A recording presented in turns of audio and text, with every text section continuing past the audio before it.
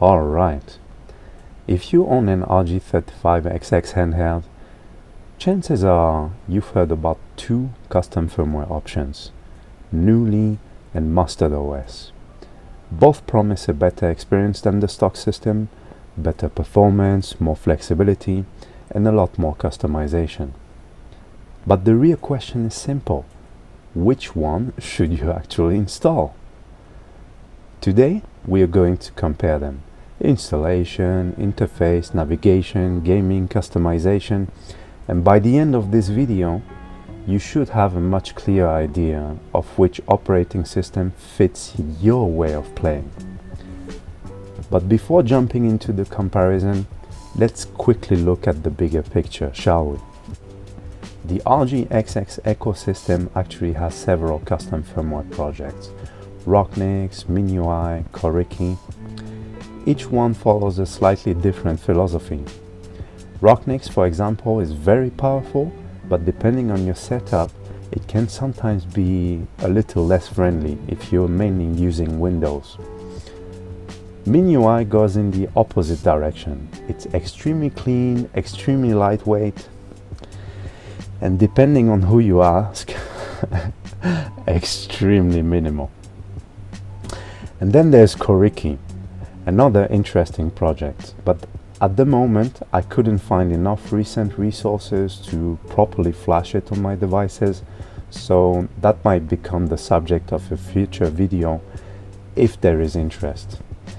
But for today we are focusing on the two systems that currently feel the most mature on these handhelds: Mustard OS and KNULLI.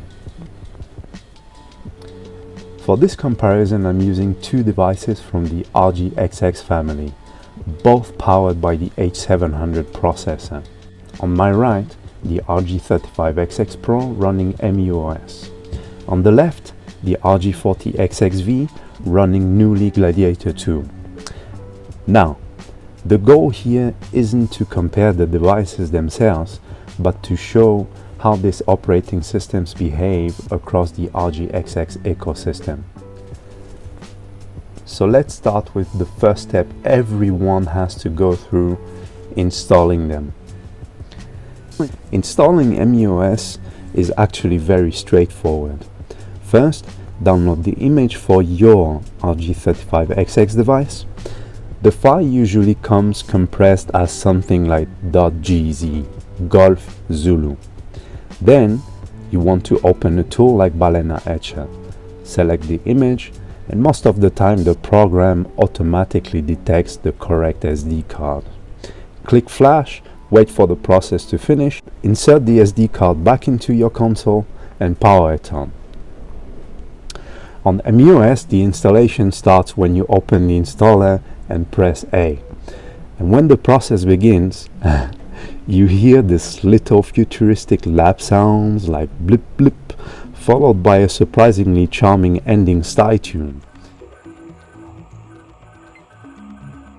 Almost like finishing a retro game. It's a small detail, but man, it's pretty charming.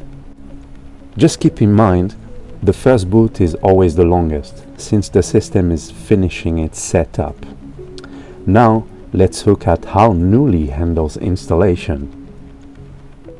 Installing KNULLI is very similar.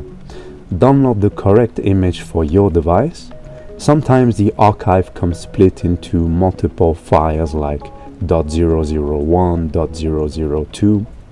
That's simply one archive divided into parts. What you want to do is to place them, to download them within the same folder, and extract the first file using 7-zip, and the complete image will rebuild automatically. Then flash the image with Allwinner H700, insert the SD card back into your console. Again, the first boot takes longer while the system prepares everything else. Once both systems are installed, let's see how quickly they actually start. Before moving on, I also wanted to check something simple: boot time. In my test, MuOS reached the interface in about 22 seconds, while KNULLI took about 26 seconds. That difference mostly reflects the philosophy of each system.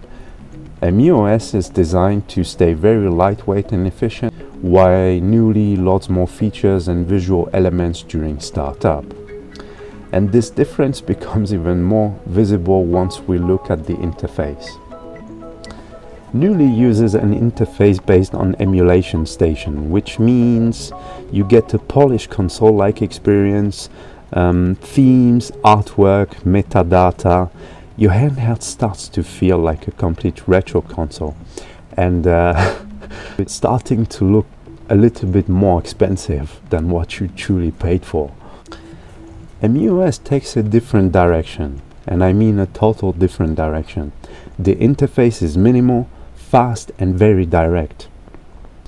Now don't get me wrong, MuOS may look simple at first glance, but once you open the options, you find plenty of things to tweak. Both systems can go deep, but they also stay very accessible if you simply want to play.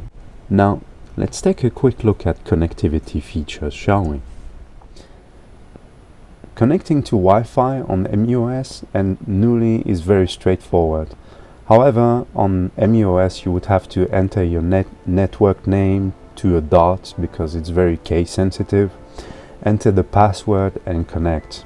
On KNULLI it scans for your network around you, and you can connect directly entering the password.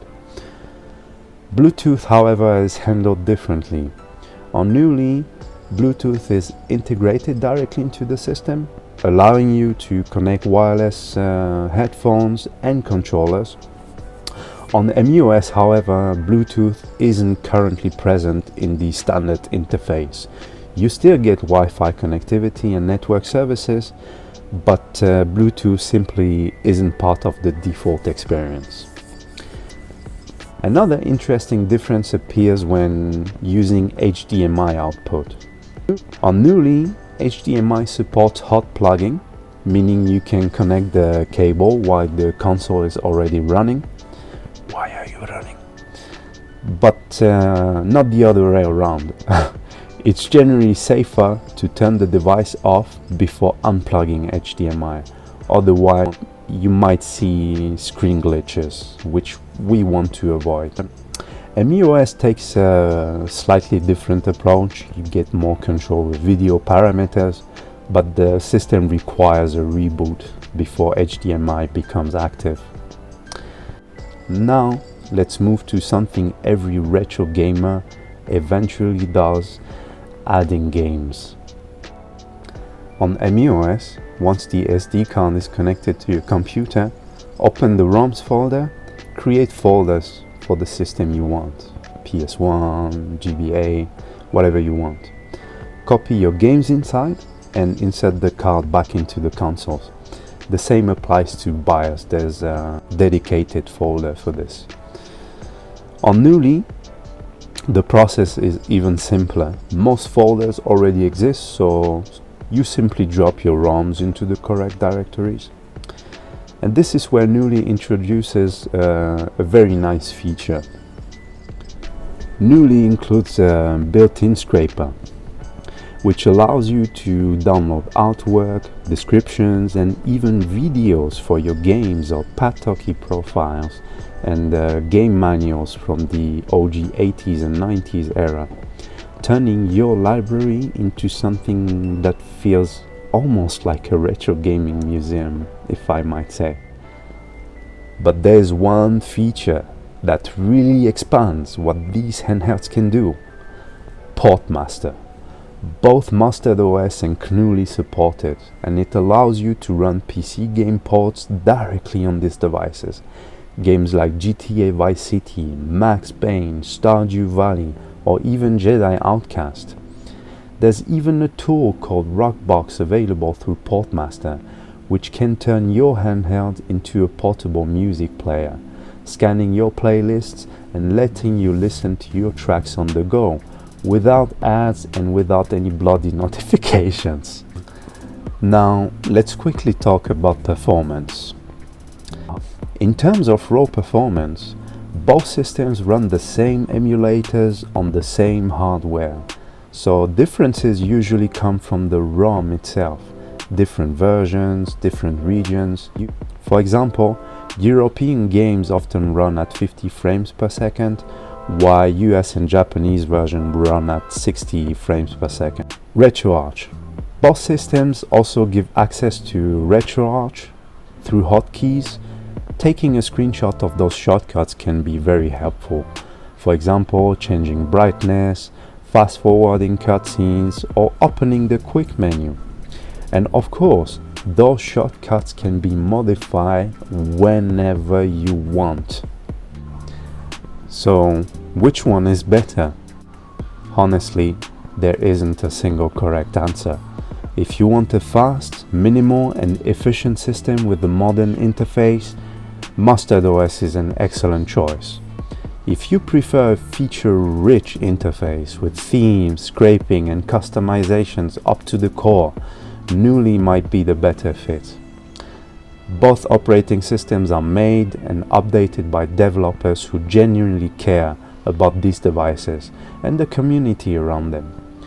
And that's honestly one of the nicest things about this ecosystem. But now I'm curious, which one are you running on your RG35XX device? MustardOS or KNULLI Gladiator 2? Let me know in the comments down below. Now that we've covered this part of the RGXX world, maybe the real fun can begin on this channel. If this video helped you in any way, I'd really appreciate if you could smash the like button like there is no tomorrow and share this video around you. And until then, I see you next time in Nash Pocket Hangout.